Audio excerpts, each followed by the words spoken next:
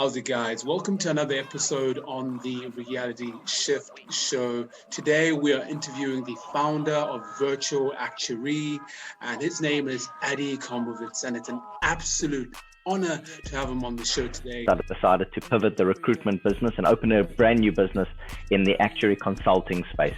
And this is where Virtual Actuary was born, and we're an actuary consulting firm that services clients in the insurance and banking and investments space. So that's kind of how we entered the market. And now, within 3 years, we've built over 70 million Rand to date. And, we're heading towards a 45 million Rand revenue year. And that's because we have a great product, actuaries. And then we also develop insurtech. So we've also developed software. So our website is virtualactuary.com. On Instagram, we are at Virtual Actuary. On Twitter, we're at Virtual Actuary. On everything, we're at Virtual Actuary. Louis bag. But they ballin', but clearly they cannot do it yet. Give me your shorty, I'll show you just. This episode is sponsored by AROS, developing practical programming and computer-led skills with mentorship-led boot camps. If you are looking to upskill and future-proof yourself, be sure to head on to www.aros.co.za, your partners in innovating South Africa.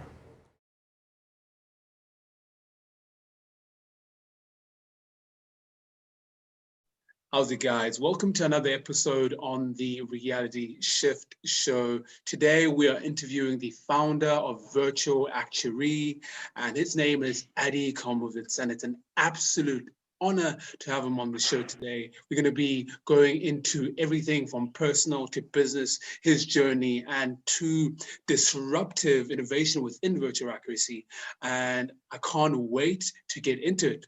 Adi, thank you so much for coming onto the show today. Literally, I'm the one that's honored. I mean, you got a lovely show that you do. It's an innovative show. It's a meaningful show. Yeah. And I'm the honored one to be here. So thank you. Yeah. I know we spoke, a bit early on, and you told me a bit about your journey and, and to coming into the space that you're in now. So I would like you to just give a synopsis as to who you are, how you grew up, and you came into, the virtual actuary space. Thanks so much. So I'm now in my early 40s. I'm 42. So I'm a little bit older than, but actually they say that the most successful startups are the early 40-year-olds and not the 20-somethings. So that's great. And I spent the last sort of 15 to 20 years working in various companies. Yeah. And I've worked in advertising. I've worked in the chemical products space. I've worked in the publishing space. I've worked in the rail freight space. I've worked in the recruitment space. So I guess, over the years, I worked in a lot of different companies. Yeah. And my dream was always to work with amazing people. Yeah. That was always my dream. Yeah. And so in sort of my mid to late 20s, I got a lot of experience working in a lot of different companies. Yeah. And then in my early 30s, I opened up my own recruitment business because I got a job in recruitment, and then I opened up my own recruitment business because the company that I was working at, the recruitment business before that, they recruited actuaries. And then actuaries are like super accountants, if you want to know what an actuary is. They work in insurance and banking and pensions and healthcare and investments. And I opened my own recruitment business. And then in 2015, I decided to move past recruitment, still in the actuary space. And then after 2 years of planning and thinking, and a couple of different ideas, I decided to pivot the recruitment business and open a brand new business in the actuary consulting space. and this is where Virtual Actuary was born. And we're an actuary consulting firm that services clients in the insurance and banking and investments space. Yeah, yeah, yeah. So let's dive into virtual accuracy. Let's dive into the whole network, the ecosystem, what it is that you guys are doing, what is your competitive advantage, and let's dive into that. Thank you. So who uses actuaries? You get the big insurers, they use actuaries. You get the pension fund administrators, the healthcare companies, the investment houses, the banks. Actuaries work across the board in these businesses, and they do various things from product development and pricing to reporting and a lot of the regulatory stuff and everything in between. So sometimes you also get actuaries that are consulting actuaries. So they don't work in those businesses, they consult with those businesses. So those businesses will hire consulting actuaries because maybe they need a specialized team or they want to launch some products and they don't have the in-house actuaries. So they'll just partner up and outsource some of the work to an actuary consulting business. So there's normally the big four that everyone knows, and there's a couple of smaller players. So we decided to open an actuary consulting business. What made us a little bit different when we started was that we decided that the actuaries that work in the business would be part of what we call a shared revenue model. So instead of them being employees in the business that are on salaries with the company taking most of the profits, we formed a consortium, an organized collaborative of actuaries where we would go out and get work as a virtual actuary, and we would do the work, and depending on who's on that project, when the clients pay at the end of each month, because most of our projects are ongoing, 1 year, 2 year and ongoing, when the clients pay at the end of the month, the actuaries would split the revenue. Okay. That changes their earning ability. In fact, they earn double with us than they would earn anywhere else. Yeah. Mainly because they get over 82% of the revenue. That's a lot. And so we operate as a consortium. And then also our business is a more digital consulting business. So yes, we do have physical actuaries inside the offices of the clients, or we used to at least before lockdown, but we more so digitized the engagement process by operating as a lean business that uses technology to digitize the process. And in that way, we're able to not have so many fixed expenses. So we don't have the rental, we don't have the office space, we don't have the massive HR staff, we don't have a massive marketing department and massive legal departments. So we outsource that stuff when we need it, which means that cost saving means that we can offer the clients that use the services, the big insurers and the reinsurers and the banks, the same level of service that they're used to at a significantly reduced rate because we just operate as a lean business. So that's kind of how we entered the market. And now, within 3 years, we've built over 70 million Rand to date. And, we're heading towards a 45 million Rand revenue year. And that's because we have a great product, actuaries. And then we also develop InsurTech. So we've also developed software. Okay, talk to me a bit about the software and the tech. Well, within all of the clients that we work in, they use software. They use various tools and models to calculate with the pricing of their products or to design their products. And the regulator needs to be able to interact with that software. And so ultimately, they software using businesses. So some of the processes that somewhat older software programs to develop models and software that improves the efficiency and the speed of those processes. So we've developed that software. We've introduced it into some of our clients. they're using it. And I think we're about probably 2 years in with quite big clients using that software on some of their processes. So they get a cost reduction in how long it takes to get the final result, but then they also get a more efficient product that can do a lot more. And so yeah, we're actually like an insurtech factory. So now we're taking those products globally, and we have some global clients. So that's kind of like us as a business in a nutshell. Yeah.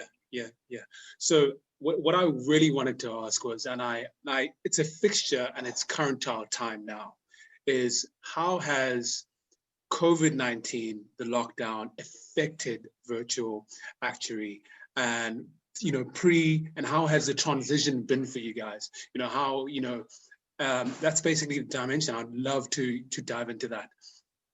Okay, it's a great question, and interesting times. Yeah. So we were relatively unaffected, okay, from an expense perspective, because we didn't have massive brick and mortar offices, and a lot of our actuaries were used to interacting together digitally. Yeah. So we use programs like Slack, which just had a great acquisition, and programs like Zoom and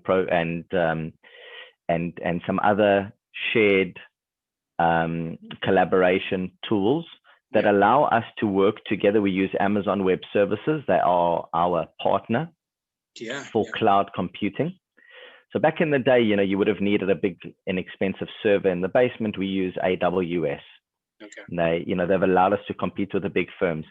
So when COVID-19 kicked in, the clients obviously had a shock. And a lot of our actuaries were working inside the client's offices, but ultimately everyone's working on laptops. And so they could just go home and work from home. And then the meetings just happened more virtually. So we always had a vision that the world was going to be more virtual. So we set up the whole business that when we do team meetings, when we do strategy sessions, when we do feedback sessions, when we work collaboratively, we do so digitally. We don't have to be sitting in a room. And so, besides for the clients just being a little bit shocked by their future projection and how much work they want to do, everything else carried on as normal. So we were like a fish in water, and this is what happened. And for us, it was totally normal. Yeah. And so we've actually done better from a revenue perspective than last year. What was quite interesting was, so from a working perspective, there wasn't a difference, but then we had to just remind all the actuaries that our business is a lifestyle business for the actuaries. We promote for them to do yoga during the day. We're a lifestyle business for actuaries. Yeah. And so, we say, if you want to, because we're working more so from home, if you want to go and have lunch with your family, go and have lunch and watch the soccer match. But then you'll probably catch up some of that work from 7, 8, 9 o'clock at night. So COVID, we've been actually relatively unaffected. And I think it made the industry globally realize that the direction we're heading in was correct, and it sped that up. So, we're actually aiming towards actuaries consulting from home in virtual reality. Yeah. So that doesn't seem as crazy anymore. Mm-hmm. So I think we've done okay during COVID, and we've managed, and now we have a globalization strategy which we're following through on. So yeah, we've been okay, but obviously a lot of compassion and broken heart for just people in general and what has happened and their finances. But we've been okay. We haven't had to lose anybody. We've picked up actuaries actually. Okay. So another follow-up question that I wanted to ask. In a time of crisis, there's also opportunity. So my question is, what opportunities have you seen within the space, or just generally within your area of expertise, that virtual accuracy can expand into, or just the dimensions of that space, or any other? Because I think there's just so much new markets that have been opened as a result of lockdown, as a result of COVID-19. So what do you see as being the opportunities in the midst of this crisis? So thanks. It's a great question. Yeah. So I believe that as part of what we call the fourth industrial revolution, we are in the midst of the you as a brand world. Yeah. And not the corporate brand world. Yeah. Right? So that's why we have influencers that are able to have a whole business by promoting and doing things, and they're not a business. So somebody who's an influencer will pick up a product and promote it, and that product will do fantastically well online. So what has happened is that because a lot of us are working more so digitally, the take home is that you need to have a digital online shop and presence. Who are you? What content are you putting out there? What do you represent? If people want to interact with you, how do they get hold of you? If they want to book you as a speaker, how do they get hold of you? If they want to buy your product, how do they get hold of you? How do they get to see what your products are? If you sell a service, how can they see what that service is? So websites like LinkedIn is an excellent example. It's not a social network. It is business online. Yeah. So we saw that quite a while ago, that the big insurer in Singapore doesn't need to cross the road to the big building across the road to hire actuaries from the big firm across the road that's going to charge them through the roof. Yeah. And the truth is they don't even see the people across the road because they probably deal with them digitally anyway. But once in a while, they will then have a sit down in the boardroom. So it's kind of like there's a human interaction where people shake hands, but for some reason that gives them the comfort that for the rest of the year, they don't need to see them and they're across the road in the building. Yeah. So I believe that now society has realized that we can still get the same quality of service interacting digitally with the same credibility, but it's okay if you don't meet them for that first time face to face. Yeah. They've accepted that. Yeah. So what has happened is that if you want to buy a product, it's okay if the person selling the service even is online, and now you will start to buy into their credibility factor online. So I think that anybody that is in any industry needs to learn to establish their credibility online, because that means that you are not forced to establish your credibility face to face. People are willing to buy into the blog that you have and how many people you're connected with online and what kind of reviews have you got. And so as we now take our actuarial services globally, we've established an amazing network online. We have a team of actuaries that are world-class, literally world-class, and we have overseas clients as a result of that. So anybody kind of watching this should realize that they need to be putting content online. They need to have a LinkedIn or a Facebook page that is positive, optimistic, health conscious, because anybody that is going to interact with you as a business person is going to stumble upon your online presence. So we've got quite a nice online presence that has a nice credibility factor. And all that does is it means that people are willing to get hold of us to say, they look decent. Let's get hold of them. We've got work that needs to be done. We want to buy this product. So they'll get hold of us because we've already established the credibility factor that we can do the work and we're not going to just run away with the money. Yeah. And so it's a digital world now. And so you don't need somebody specifically to baby. We're in at the moment is the you as a brand world, but people look up to you and now they want to consume what you are putting out. So it's kind of the same with us. Okay. So, touching on the topic that you really wanted to have a conversation about. Yes. So you were talking about how the gap between 20s and 30s. All right. So we're talking about young professionals, 22 to 30-year-olds.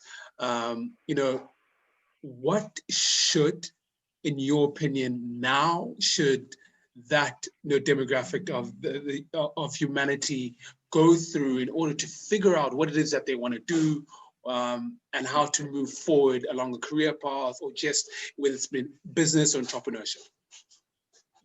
Right. So I was actually driving to the airport yesterday. I had to go fetch something, and I was in a bit of traffic, and I was kind of struck by how many times I put my foot on and off the accelerator. As you kind of nudging ahead with the cars in front of you, and you kind of governing it like that, and eventually you get to your destination. But I ask you, how many times do you think I kind of tap the accelerator gently? Probably 10,000 times, or I don't know, 5,000 times. I mean, it's just non-stop, where, it's endless in order to maneuver to get to the airport.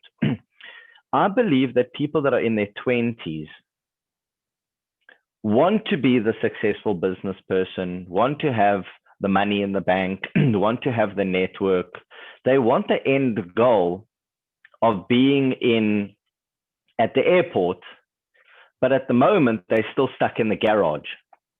And they still need to reverse, and think of how many times you're going to push your foot on the accelerator just to reverse out of the garage, just a few times, like maybe 3 or 4 times with the brake and the accelerator, just to reverse out of the garage.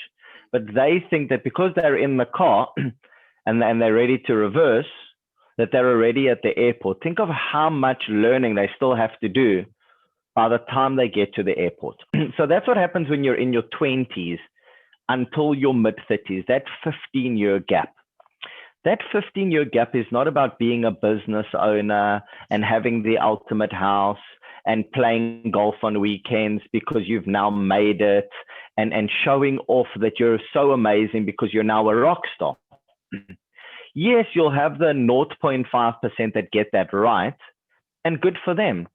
But the 99% of us, unfortunately, in our 20s and 30s, need to do one thing: work. Just work. Just get a job. Because you never really know where your life and your career is going to go. I didn't get a degree at university. I went into sales, I went into admin, I went into operational.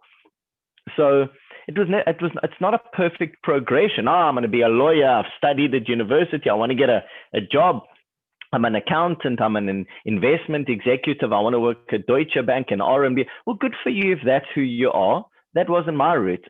My route was, I know somebody who owns a factory that distributes caps, or they make gloves, and they need a delivery driver that's going to interact with the operational people to do that.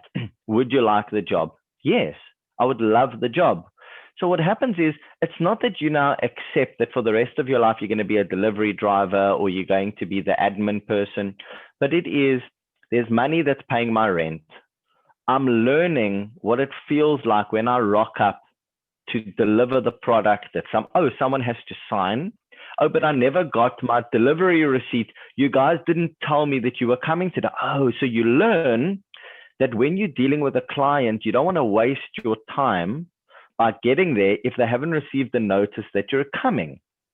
So you have to be able to learn all of these lessons in all these other jobs along the way, that one day when you own a DHL, when you own this massive something express, and you have fleets of trucks and you have mechanics that you're dealing with, and you have the bank and the loans for all the vehicles, that by the time you have that massive company, you've learned that where you're wasting most of your money on petrol is in the fact that you didn't send notifications to the clients before the driver even arrived. Mm. Or the pens that you were using on the piece of paper, they stop working, so they're not able to write all the details correctly.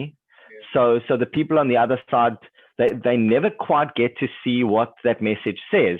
So you have to have good quality pen. So all these things that people should be learning in their 20s and early 30s is any work whatsoever that pays the bills, and you're learning about just how business in general works, that somewhere along the line, someone has to go to the airport to clear the goods, clear the goods with customs. What is the process involved in clearing goods with customs?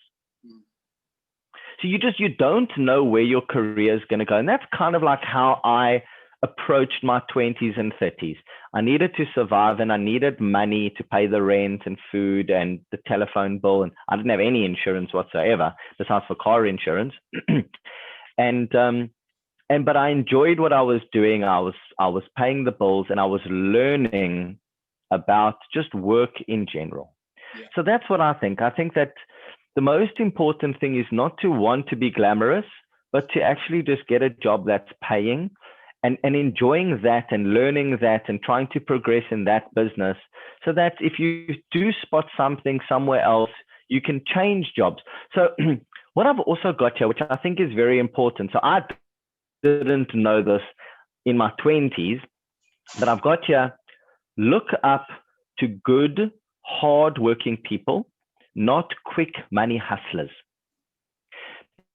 Because what's going to happen is, if you're 25 years old or 26 years old, and you're now looking at this like flashy person that's got the cash and throwing and talking about massive developments of property, and they're laughing at you because they got all the girls or all the guys or whatever, and now you look at them, and you're the guy that's working as a security guard, or you're the guy that now is their chaperone, or you're the person that's helping to arrange the travel arrangements. Don't look at them as a winner and you as a failure because they're flashy. You mustn't look up to those flashy people. So I had to learn that the hard way. Because if you look up to the flashy people and the quick money, then you will never be satisfied with slow money.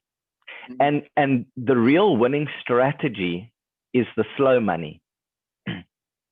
So once you look up to those who have built up businesses for 5 or 10 years, where they have a factory and they redistribute and repackage clothing for one of the retailers, and it's a nice big factory, and it's slow money, but it's reliable, and over the space of 5 years they've built up something that is reliable.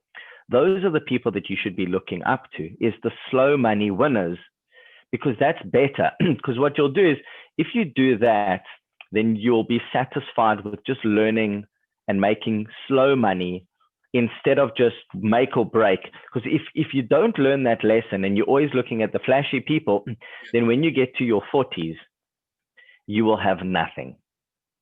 And then you'll realize that there was that really nice job, but you decided you were going to go overseas with so-and-so who was going to hire you for this building company, but that job never came through. But you had quite a good job. You were learning, you were doing nicely. So that's the one lesson, which I think is the slow money is the winning money. Yeah. And then also I've got here, learn to do it yourself. So let's say your mindset is that I've got this issue, I've got this problem, I need to try and sort out how my computer works, or I need to, someone has to clean the car. So you got to do it yourself. If you have a I'll learn to do it myself mentality, then it means that when you meet somebody who says, oh, well, let's wait for somebody to fix the gate before you can drive in, you say, hold on a second, let me see if I can try and do it myself. Because you never know when somebody spots you doing something and says, hold on, are you the gate guy, the guy that's fixing the gate, or are you the guy that's delivering the goods? Well, the gate was broken. There were some tools here, and I thought, let me try. And says, you know what? I actually work in a big gate manufacturing business, and I love your attitude. I would love for you and make gates. I'll pay you twice as much being the guy that manufactures aluminium gates. Why? It's because instead of sitting in the car and waiting for somebody somehow to fix the gate before you could deliver the goods, you decided that you will try and do it yourself. Because that's your personality, and now you've been hired as a gate manufacturing person. So that's my point, is you never quite know where it's going to go. But if your attitude is, I'm willing to learn and I'm willing to do it, and not that's not my job, that's for lower people, then if you got the right attitude, then opportunities will find you. That's what I think. Yeah. I think that's wonderful, absolutely wonderful, the knowledge that you've shared. And I want to segue as well to let's talk about that dynamic of this facade of glamorization and the implications of mental health. I don't know if you were able to in your as coming into the digital age, but I know many young people suffer with the digital instability and the ideas of instant gratification and social media and that facade. So how would one go about doing that in terms of in relation to stress, burnout, mental health, and finding a way to align oneself in truth and moving steadily and progressively? So I think it's important to present yourself and what you do in a nice way online. Okay? I don't think you should look like a total nerd online, although the nerds won in the end. Make no mistake. Like me, I went on a quest years ago to be a nerd. That was my quest. And I think I've succeeded, so I'm quite happy about that. But when it comes to your online persona and the things that you're involved in, be proud of the photos that you take, the fact that you're out doing walks, the fact that you managed to go to the beach on a holiday, and be proud to represent yourself in a nice way online where you're not complaining about stuff all the time, or you're not being rude to people when you comment about stuff. So you want to be known as the person online that always has a good thing to say. Not the person that's always like the complainer or rude or this is who I am. So you want to be the good person online who represents himself well. Now, it is unavoidable that you're going to see a lot of things that other people are doing and you're going to be jealous and it's going to make you depressed. It's unavoidable.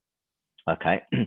But I think like the most important thing is that you must understand that you are on a journey of success. And that journey of success is not a quick journey. Okay. And try not to torture yourself by looking at other people and obsessing over what they're doing. And then you feeling like what you're doing is not good enough, because the reality is the people that you can look up to, it never ends. Like me, I don't go walk around Clifton and look at the amazing houses because it just depresses me. Like it depresses me that people have got all this stuff and I don't. So I don't torture myself. So it is unavoidable on social media to be looking at that stuff. Okay, it's unavoidable. Okay. But I think that if you are proud that you're on a slow journey of growth, then it doesn't really matter what other people are doing. And yes, people are going on holiday and some people have trust funds and some people have all the cash. You know, I also went through that. I don't have that stuff. I never had that stuff. And it's depressing to see them like, do these people not flip and work? Like, how come they're always on airplanes? How come they're always on holiday? How come she's always at the flipping gym drinking a Kauai? It pisses me off, you know? So it's just part of life of who we know and things. So that's going to be the one thing. But then I think that if it's all about the parties and like I partied my ass off when I was in my 20s, like I can't say to people don't party, you know, don't go and have a jaw and sweating and dripping. And I can't say that because I did that myself. Okay. What I can say is that it is very important that you try and find work that has money coming in, and you're learning and you're working with nice people. And, you know, I think that if you can be a person that has their own bank balance, and you're surviving and you're paying the rent and that kind of stuff, and you're growing in your business world, then you'll find, if you look back after 10 years, you've accomplished something. What you don't want to do in the evenings is get into the trap of only watching Netflix, or only watching movies, or only like going through that like a rabbit hole of videos on Facebook and stuff like that in your 20s. But maybe doing online courses in programming, or doing online courses in telecommunications, and how to in telesales, and how to present yourself on telephone calls, and customer engagement. And so try not to get stuck in the trap of you hate what you do during the day, but at night you're just in this like pit of jealousy, watching other people. It's a tricky one, but you have to force yourself in the evenings to do other stuff that's productive. Yeah. I think, Adi, we've covered a lot, and I think we're well within the the mark and the time of that was prescribed. So finally, I just like you to just give out your your handles, Virtual Accuracy website, if anybody wants to get in contact with you, so on and so forth. Okay, thank you. So our website is virtualactuary.com.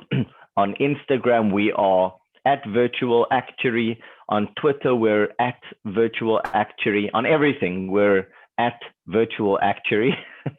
Facebook.com at Virtual Actuary. So that's our stuff. And the last thing I want to say is that, we are all on a journey of improvement. Yeah. It doesn't matter what you've got.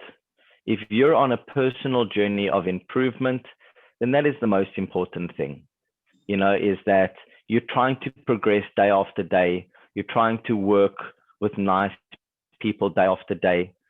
I know they say that unfortunately chivalry is not what it used to be, integrity, chivalry. My rule is, if it feels wrong, it is wrong.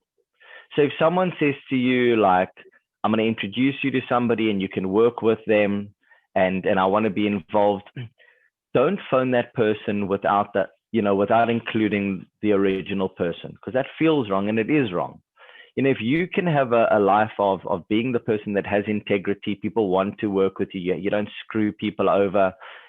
People notice if you try and, so rather let people feel that from an integrity and business perspective, you're reliable, you rock up on time, you look smart, you're shaved, because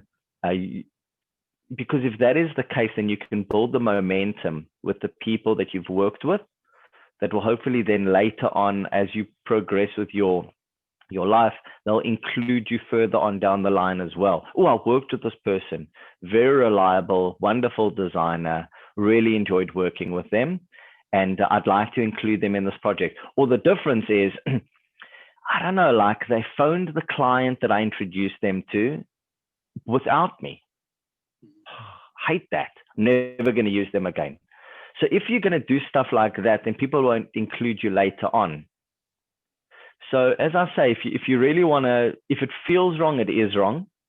And if it feels right, then it's right. So that's kind of like a great principle, that people will want to include you. And so that's what I think. Adi, thank you so much. I really appreciate your time. And to the viewers, please do like, subscribe at The Reality Shift and at Lito Mboto on Facebook, Instagram, Twitter, YouTube, TikTok, and follow the conversation. Let's engage, let's grow, let's progress, let's shift our perspective and create our reality. From me, Lito Mboto, thank you so much for tuning in.